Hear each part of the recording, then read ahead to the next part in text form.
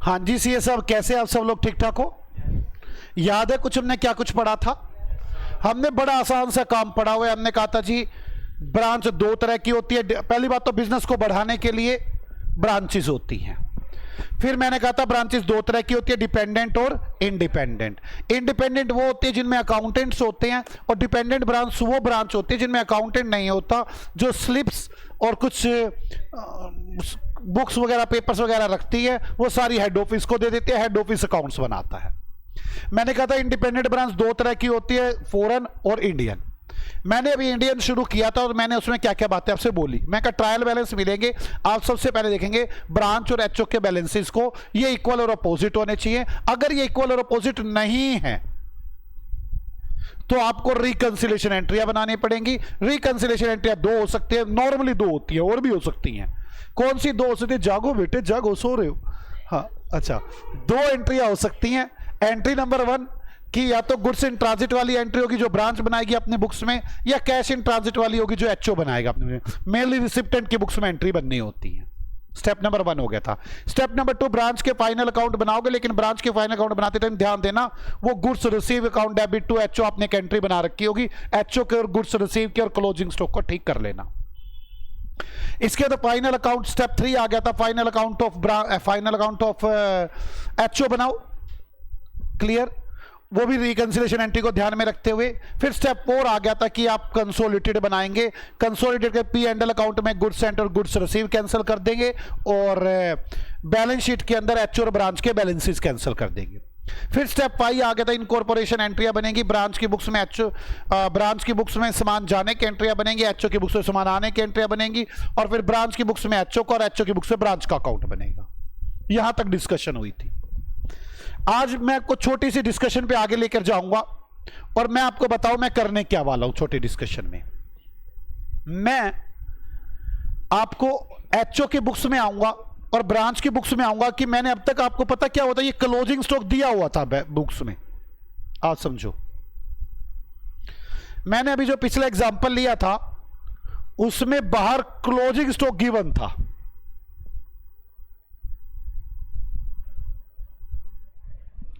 मैं इस closing stock को गुम करूंगा, क्लोजिंग स्टॉक दूंगा नहीं।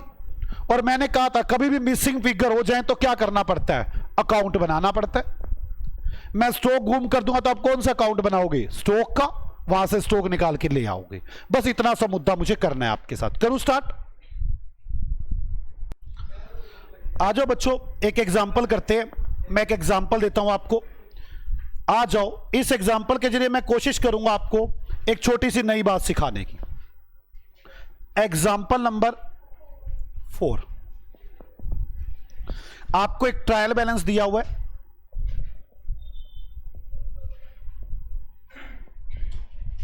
Branch HO,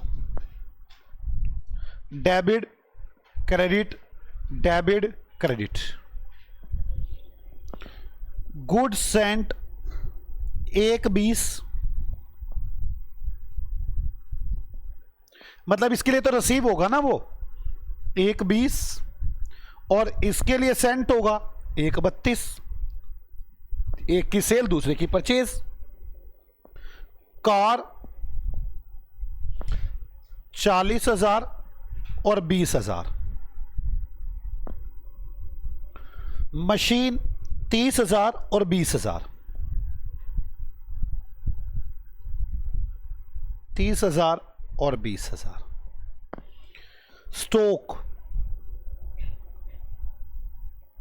20,000। मान लो ब्रांच में है ही नहीं, 20,000। सेल्स 1 लाख और 1.5 लाख, 1 लाख और 1.5 लाख। सेल्स के बाद एक्सपेंसेस 2,000 और 4,000।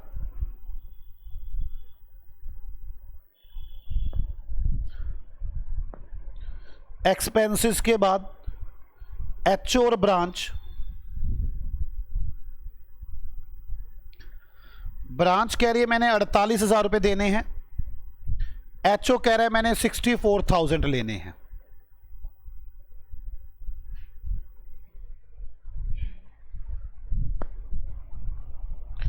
कैपिटल 2 लाख, कैपिटल चलो 1.5 लाख,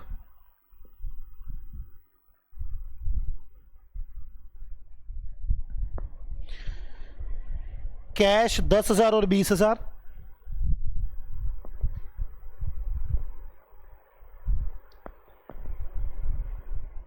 डेटर्स 40,000 और 64,000,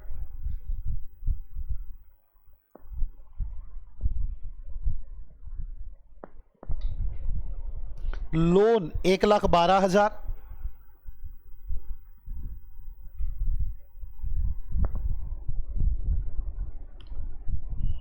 purchase 2,20,000,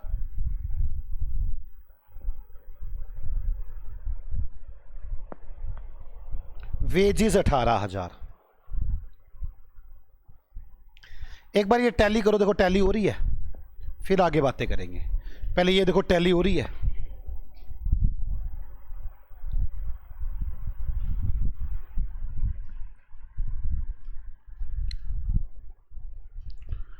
depreciation rate 10% per annum, HO कितना 432, ब्रांच देखो कितने रुपए, 2,60,000,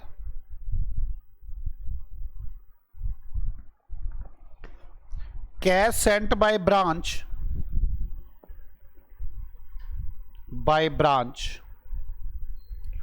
to HO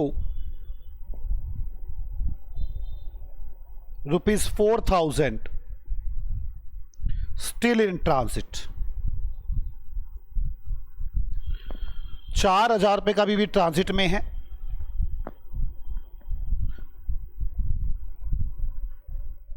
अब देखो मैं क्लोजिंग स्टॉक नहीं दे रहा, क्लोजिंग स्टॉक छिपा रखा है मैंने, ठीक है। क्लोजिंग स्टॉक की जगह पर कुछ बातें दे रहा हूं, वो लिखे।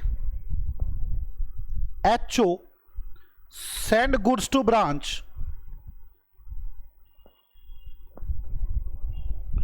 %20 above cost।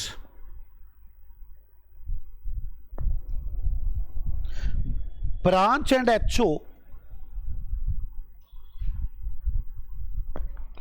sold goods in market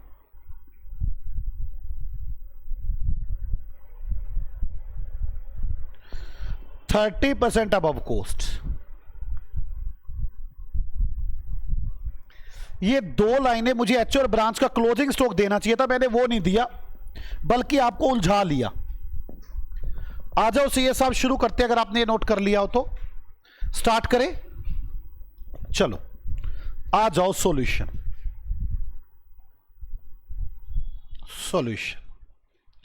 सबसे पहला काम, फर्स्ट काम, जल्दी बोलो, रिकॉन्सिलेशन। सबसे पहला काम रिकॉन्सिलेशन। रिकॉन्सिलेशन कैसे देखोगे? एचओ और ब्रांच के बैलेंसेस कैसे होने चाहिए? इक्वल और अपोजिट। चेक करो है ना, 48,000 और 64,000। कितने रुपए का डिफरेंस आ रहा है? कितना? 16,000। 16,000 के कारण में पहला कारण तो मुझे मिल ही जाएगा। ये लो जी, 1,20 1,32 12। कितने का और डिफरेंस रह गया? 4 का।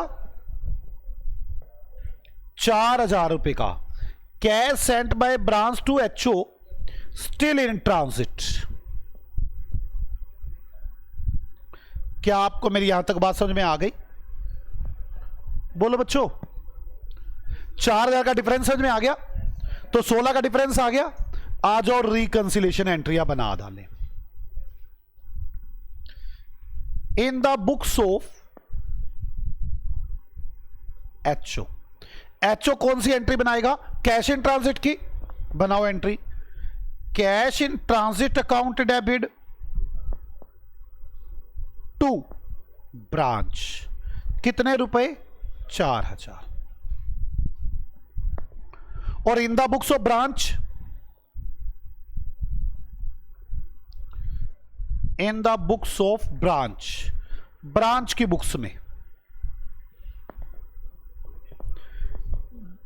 को बना लो गुड्स रिसीव्ड अकाउंट डेबिट या goods in transit account debit, मर्जी आपकी। 2HO कितने रुपए? 12,000। हो गया 16,000 का डिफरेंस पूरा। तो मेरी जो गलतियां थी वो मैंने ठीक कर दी। अब गलतियां ठीक करने के बाद क्या करना है? फाइनल अकाउंट ऑफ ब्रांच, फिर फाइनल अकाउंट ऑफ HO, फिर कंसोलिडेशन। आ जाओ करें शुरू। Final account of branch, branch HO total, branch HO and total, branch HO and total, branch HO and total. Trading and P&L accounts, trading and P&L accounts.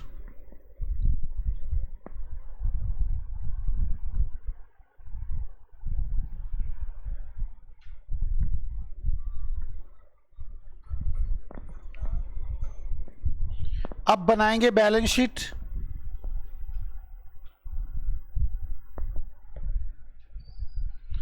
Branch HO and total,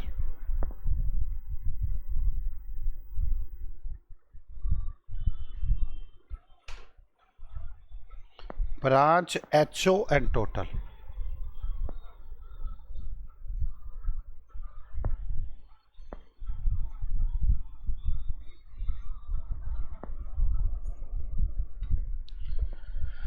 बना दिया।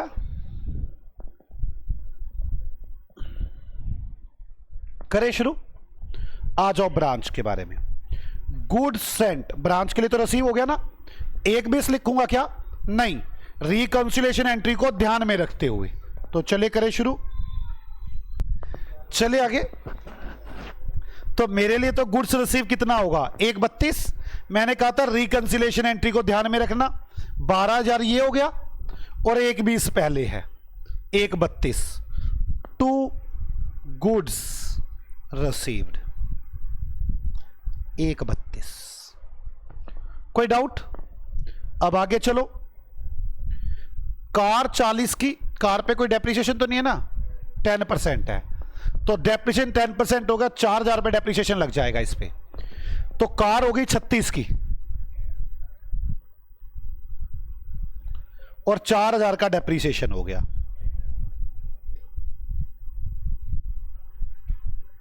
कोई doubt है?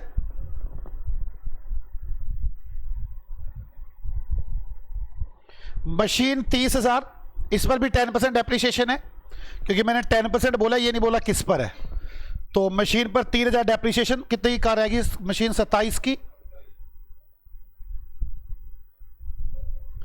Depreciation और machine 3,000। Clear? आगे चलो।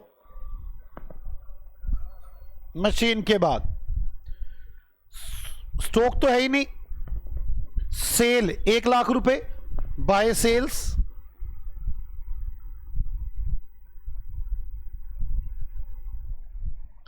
1 लाख रुपए। Cell के बाद एक्सपेंसेस 2,000 रुपए, 2 एक्सपेंसेस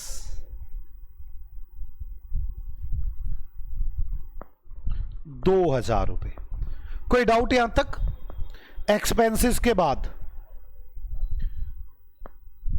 HO के 48,000 रुपए देने हैं, पर मैंने ये ठीक किया था।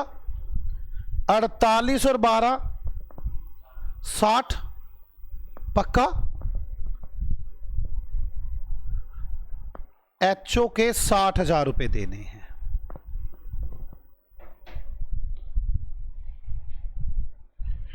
कैपिटल है नहीं। Cash 10,000, debtors 40,000। Cash 10,000, debtors 40,000। Debtors के बाद लोन 1,12,000 और वेजेस 18,000। लोन 1,12,000 और वेजेस 18,000। बस मैंने सारी बातें कर दी। एडजस्टमेंट में डेप्रिसिएशन की एडजस्टमेंट हो गई। कैश सेंट वाली ये तो एचओ ने बनाई है एंट्री। मुद्दा ये है, ये जो दो बातें दी हुई हैं इससे मुझे निकालना पड़ेगा क्लोजिंग स्टॉक कितना था। मैं क्लोजिंग स्टॉक को निकाल के कहां कहां लिखूंगा? एक तो यहां लिखूंगा बाय क्लोजिंग स्टॉक, और दूसरा यहां लिख दूंगा क्लोजिंग स्टॉक।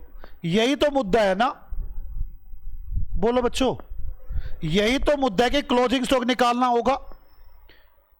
मैंने ये क्वेश्चन करवाया इसलिए ताकि मैं आपको क्लोजिंग स्टॉक निकालना सिखा सकूं। क्लोजिंग स्टॉक निकालने के लिए पहले इन बातों को समझो क्या लिखी हुई है। HO send goods to branch 20% above cost. मैं यहां पर एक छोटे से वो बनाऊंगा ऐसे, एचओ ब्रांच कॉस्ट। अगर एचओ की कॉस्ट 100 है तो वो ब्रांच को उसको बोलते हैं इनवॉइस प्राइस। ब्रांच को कितने पर सामान भेजता होगा? 120 पर। ब्रांच के लिए कॉस्ट क्या होती होगी? 120। एचओ की कॉस्ट 100 है तो ब्रांच की कॉस्ट क्या होगी? 120। अब आगे, branch and HO sold goods in the market 30% above cost. Cost का 30% जोड़कर तो सेल्स 130, और ये तो 120 का 30% जोड़ता होगा ना। इसकी कॉस्ट तो 120 का 30% है। कितना आ गया? 156। पहले आपको इनकी कॉस्ट, आईपी और सेल पता चल गई, क्लियर। अब मैं निकालना चाहता हूं ब्रांच का स्टॉक। क्या निकालना चाहता हूं? ब्रांच का स्टॉक। तो मैं इसके लिए बनाऊंगा branch stock account. Branch stock account. Stock account हमेशा कॉस्ट पर बनते हैं। ब्रांच की कॉस्ट कितनी है? 120। ये इसमें लिखेगा मेरे पास कितना सामान आया, कितना सामान गया, और वो इसको ट्रेडिंग अकाउंट से पता चल जाएगा। Goods receive 132, wages 18,000, sale 1 lakh. यही है ब्रांच के पास। लिखे 2 गुड्स रिसीव्ड। कितने पे गुड्स रिसीव हुआ? 126। वेजेस कितने की दी? 132। वेजेस कितने की दी? 18,000 की। आप ये समझे जो गुड्स रिसीव है 132, ये 120 पर है क्योंकि वो मुझे 120 में ही माल भेजता था। बाय कॉस्ट ऑफ सेल्स, जो माल बिका उसकी कॉस्ट घटा दूं तो मेरे पास क्लोजिंग स्टॉक निकल आएगा। कितना माल बिका है मेरे पास? 1 लाख का। जो 1 लाख का सामान बिका है 156 रुपए में बिका है वो, मतलब डिवाइड बाय 156 तो 100 कितना? 120 कितना? क्योंकि मैं तो 120 में सामान बना रहा हूं, ये 120 पे है। 120 में ये निकाल दूं तो बचा हुआ सामान निकल आएगा ना। Divide by 156 into 120, 76, 930, 923। अब by closing stock, by balance CD 132 और 18, 150 माइनस दिस 73,077। ये क्या निकला है मेरे पास? Closing stock. अगर क्लोजिंग स्टॉक मिसिंग है तो मुझे उसके लिए स्टॉक अकाउंट बनाना पड़ेगा। ब्रांच का स्टॉक अकाउंट ब्रांच की कॉस्ट पे बनेगा, और ब्रांच की कॉस्ट कैसे पता चलेगी? आप मुझे बताओगे कितने पे सामान भेजा। मेरी बात समझ में आ गई? मेरे पास ये स्टॉक आ गया 73,077 और मेरा काम बन गया। 73,077 और 73,077।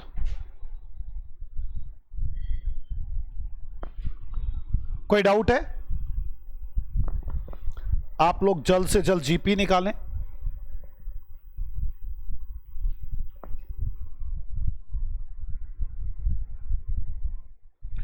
To GP by gross profit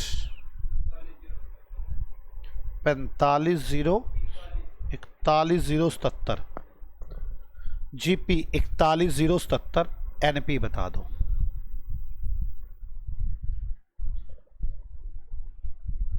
NP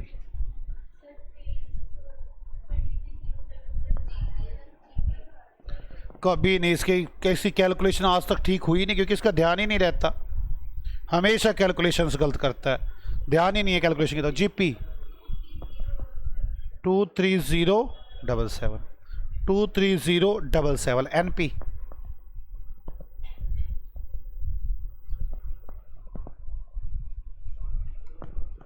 कितना आया? 7 ये 3 ये चला गया, 6 ये चला गया, 14,077। क्लियर? तो ये आ गया P and L 14,077। Branch tally होगी,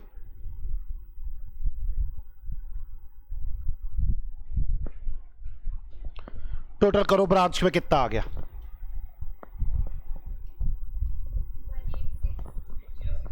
186। अब हम क्या करेंगे? एचओ का फाइनल अकाउंट। मैंने यहां पर आपको एक बात सिखाई, मैंने कहा अगर ब्रांच का क्लोजिंग स्टॉक ना दे रखा हो तो आप लोग ब्रांच का स्टॉक अकाउंट बनाएंगे और वो ब्रांच की कॉस्ट पर बनाएंगे, मतलब 120 पर। ये बात लिखवा दूंगा मैं, टेंशन मत ले आप। अब आ जाओ, अब एचओ का फाइनल अकाउंट बनाते हैं। एचओ का good sent 132 by good set 132,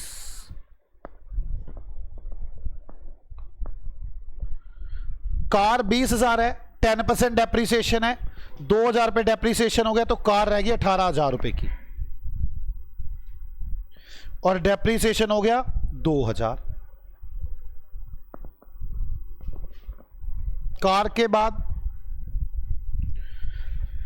20,000 की मशीन, 20,000 का स्टॉक, 20,000 की मशीन है, 10% डेप्रीसिएशन है, 18,000 की मशीन, 2,000 का डेप्रीसिएशन, और ओपनिंग स्टॉक कितने का है? 20,000 का, to opening stock.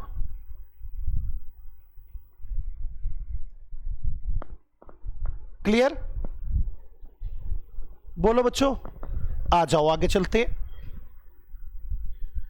Cell 1.5 lakh, expenses 4,000, sale 1.5 lakh, expenses 4,000। कोई डाउट?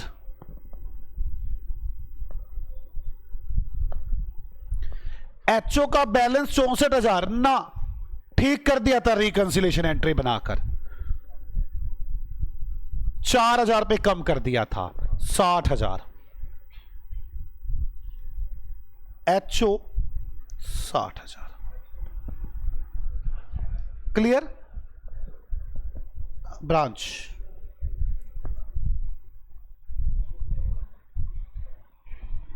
क्लियर? अब आगे capital 1.5 lakh, cash 20,000, capital 1.5 lakh,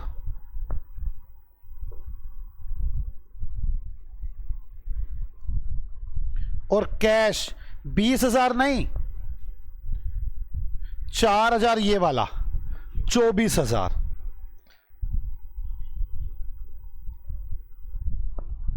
clear? आगे चलो, कैश के बाद डेटर 64, परचेज 220, डेटर 64 और परचेज 64,000, और परचेज 2,20,000।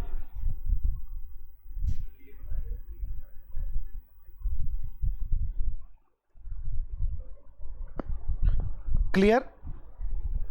समझ में आ गई यहां तक बात? परचेज 220 है, 2,20,000 है। होगी बच्चों यहां तक बात? अब डेप्रीसिएशन की बात हो चुकी, कैश सेंट की बात हो चुकी, इसका भी क्लोजिंग स्टॉक नहीं है तो इसका भी क्या बनाना पड़ेगा मुझे? Stock account. आ जाओ, एचओ स्टॉक अकाउंट, और कितने पर बनेगा वो 100 पर। एचओ की कोस्ट 100 है।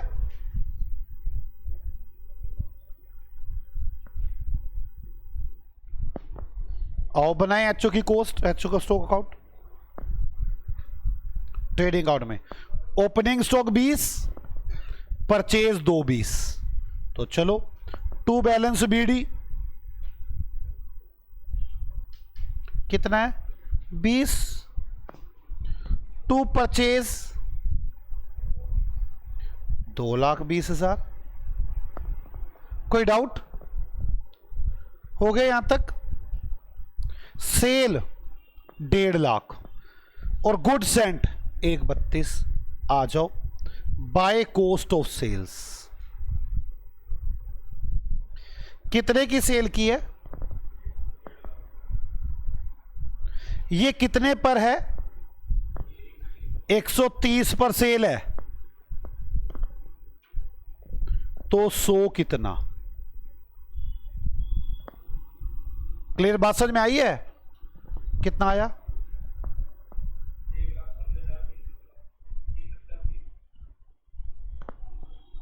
ओके। और बाय गुड सेंट कितना सामान भेजा है? एक। वो कितने पर है? 120 पर। तो 100 कितना? 1,10,000 बाय बैलेंस सीडी।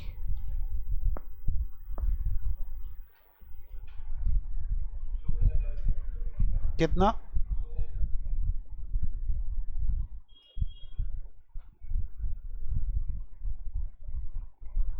14,615 रुपए क्लोजिंग स्टॉक आ गया।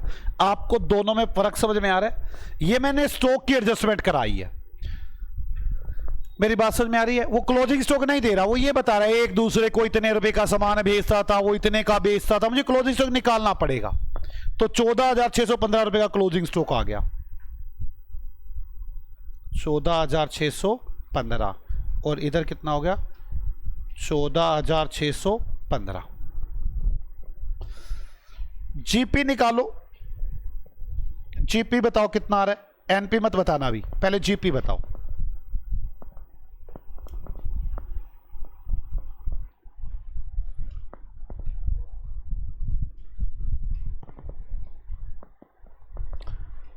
जीपी बताए।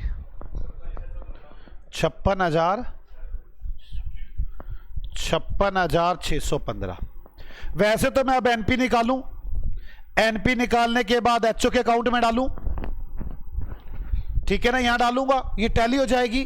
कंसोलिडेट करूंगा, गुड्स एंड गुड्स रिसीव नहीं लिखूंगा पी एंड एल में, और बैलेंस शीट में दोनों के बैलेंस नहीं लिखूंगा। वैसे तो क्वेश्चन कंप्लीट हो गया, लेकिन एक छोटी सी एडजस्टमेंट रह गई है, वो समझानी है, जो इस वजह से आ गई है। मैं आपसे एक दो बातें पूछता हूं, मुझे बताना।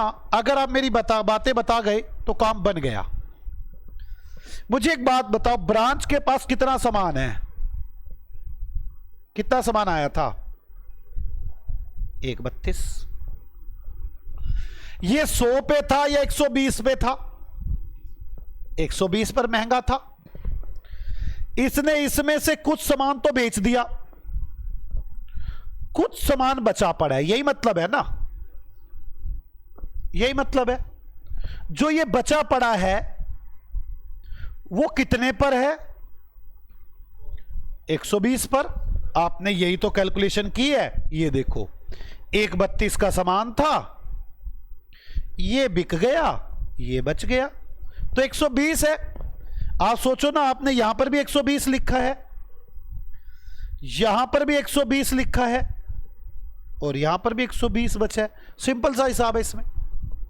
किस किस को मेरी बात समझ में आती है? कोई डाउट? अब आगे चलते हैं।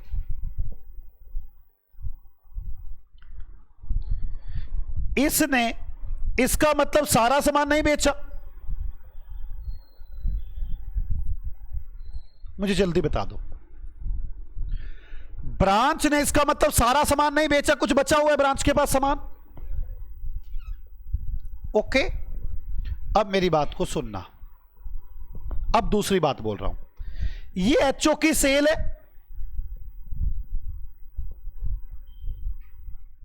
एचओ ने सामान बेचा भाई, ब्रांच को बेचा 120 पर,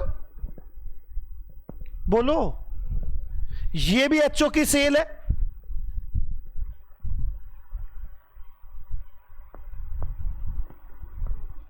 हाँ या ना? ये प्रॉफिट सेल से आया होगा,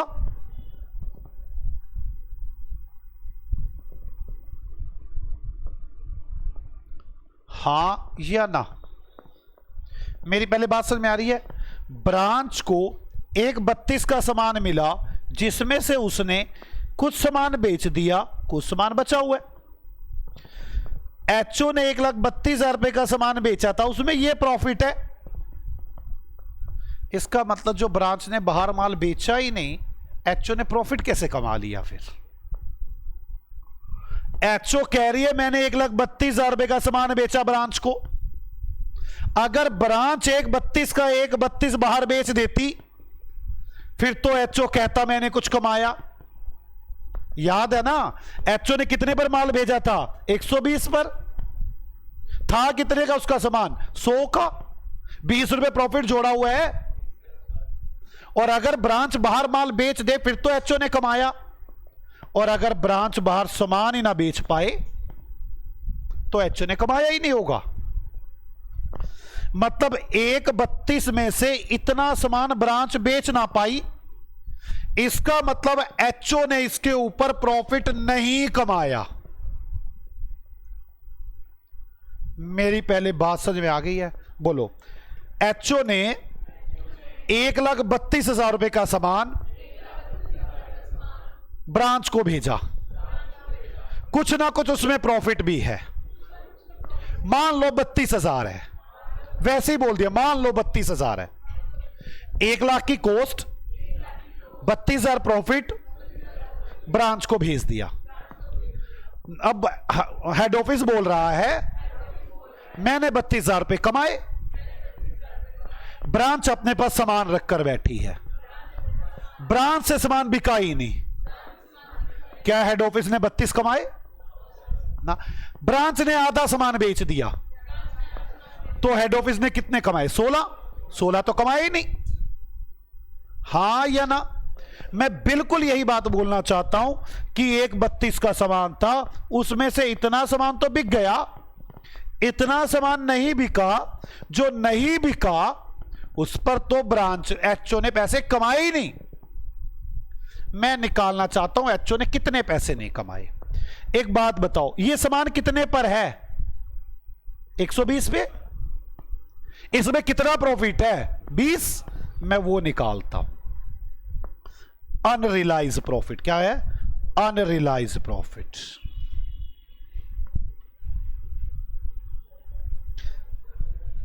अनरियलाइज प्रॉफिट। ब्रांच का जो स्टॉक है वो 120 रुपए का है, उस पर 20 रुपए नहीं कमाए। कितना आ गया? Unrealise profit. उस पर 20 रुपए नहीं कमाए। 1 2 1 7 12,719 रुपए एचओ ने नहीं कमाए। एचओ ने ब्रांच को सामान भेजा था, ब्रांच ने वो सामान बेचा नहीं, उसके अंदर एचओ ने इतना प्रॉफिट जोड़ा था। क्या मेरे को मेरी बात समझ में आ रही है? अब इसकी एचओ क्या एंट्री बनाएगा? कहेगा P and L account debit to unrealised profit, या फिर स्टॉक रिजर्व भी एंट्री बना सकता है। क्या बना सकता है? P and L account debit to stock reserve भी, जोन सी मर्जी एंट्री बना ले। 12,179 12,179। क्या आपको समझ में आ रही है ये बात? बोलो, ये एंट्री किसने बनाई है? एचओ ने। क्या एंट्री बनी है? P and L account debit to stock reserve. ये तो पी एंड एल में चला जाएगा और ये बैलेंस शीट में लायबिलिटी। तो एचओ के पी एंड एल में टू स्टॉक रिजर्व, कितने रुपए, और इसकी बैलेंस शीट में स्टॉक रिजर्व। क्या आपको मेरी बात समझ में आ गई है? मैंने आपसे अब की बार यह बताया कि अगर आपको स्टॉक अकाउंट, आपको स्टॉक नहीं दे रखा तो आपको स्टॉक अकाउंट बनाना पड़ेगा, ब्रांच का स्टॉक अकाउंट बनाना पड़ेगा, ब्रांच की कॉस्ट का, एचओ का एचओ की कॉस्ट पर। लेकिन जब ब्रांच के पास सामान बेच जाएगा तो उसमें कुछ ना कुछ अनरियलाइज प्रॉफिट जरूर रहेगा। तो आप उसे कैसे निकालेंगे? ब्रांच का स्टॉक डिवाइड बाय कितने रुपए का सामान भेजा था, कितना प्रॉफिट था, और उसकी एंट्री एचओ बनाएगा, P and L account debit to stock reserve. कोई डाउट है किसी को? आप लोग नेट प्रॉफिट बताओ अब कितना आया। अब नेट प्रॉफिट, हाँ जी सर। क्वेश्चन में ये इंफॉर्मेशन होगी तभी तो निकाल पाओगे कि दोनों एक दूसरे को सामान महंगा बेचते हैं, तब ऐसा नहीं करेंगे। ये डिटेल देनी जरूरी है। कितना आ गया बोलो? सिर्फ 436।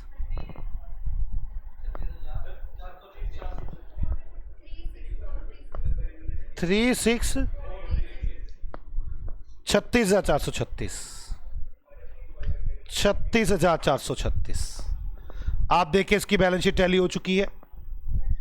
अब एचओ की कितने? 1,19,000, 98,000।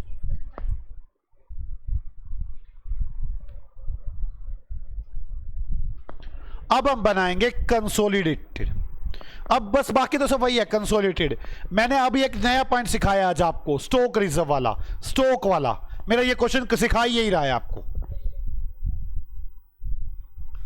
करो आउट टोटल 20,000, ये तो लिखना ही नहीं है। 2,20 और 18,000, 2,50, 1,32 तो लिखना ही नहीं है। ये क्लोजिंग स्टॉक और जीपी जोड़ना।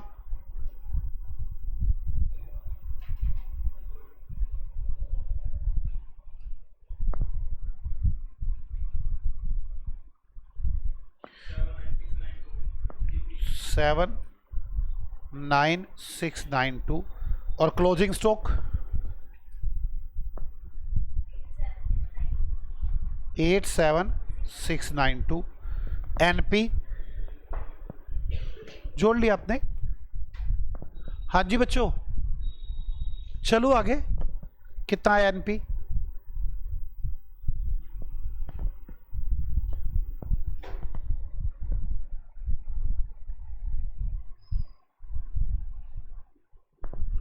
बोलो यार।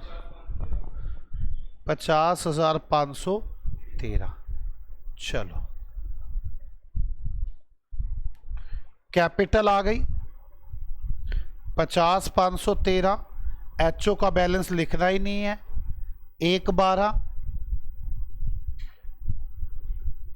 36 और 18,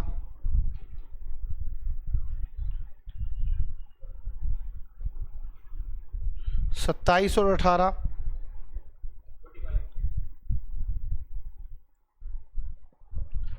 34, 1,4, 73। Closing stock total 87,692। ये तो लिखना ही नहीं है। हो गया, टोटल भी हो गया। मैं ये बात आपको थ्योरी में लिखवाना चाहता हूं, जो अभी हमने की है। जो हमने की है ये मैं थ्योरी में लिखवाना चाहता हूं। चलो आ जाओ। आपने थ्योरी में ना स्पेस छोड़ा हुआ है, यहां देखो।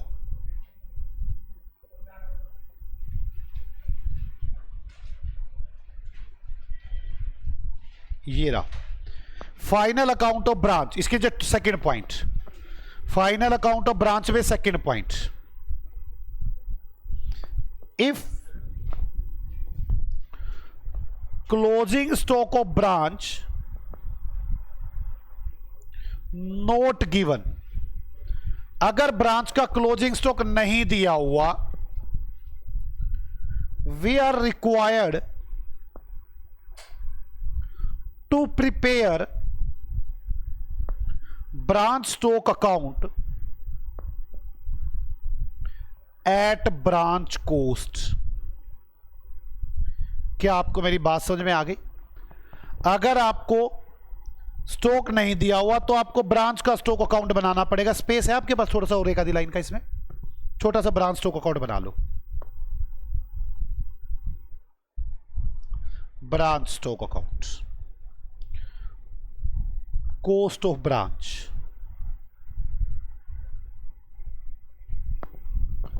to balance BD, to goods received,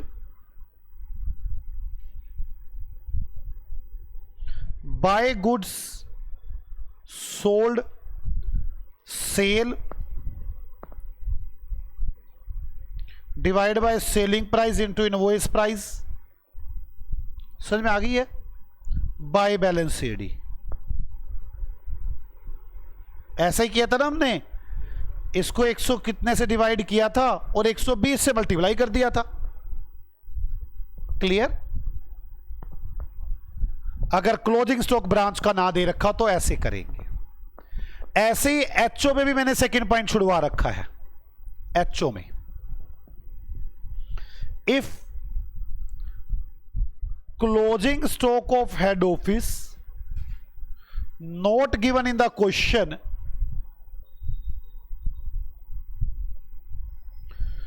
we are required to prepare HO stock account. मैं एक बात कह दूं, आपको पिछली क्लास पूरी रिवाइज करके आनी होती है स्टार्टिंग से एंड तक. ऐसा ना हो कल आप ऐसे आ जाए जी हमें पढ़ा दो, आगे समझ कुछ नहीं आएगा. ये सब बातें याद होगी तो मैं आगे चलूंगा ना. एट कोस्ट ऑफ एचओ, आप एचओ की कोस्ट पर बनाएंगे. Third point, if branch not sold total goods, we are required to calculate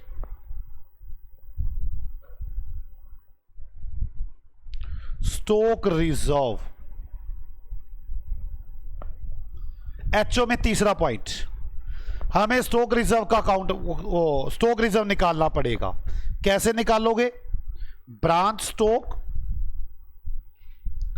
divide by IP 120 into profit, और एंट्री बनाएंगे P and L account debit to provision for stock reserve.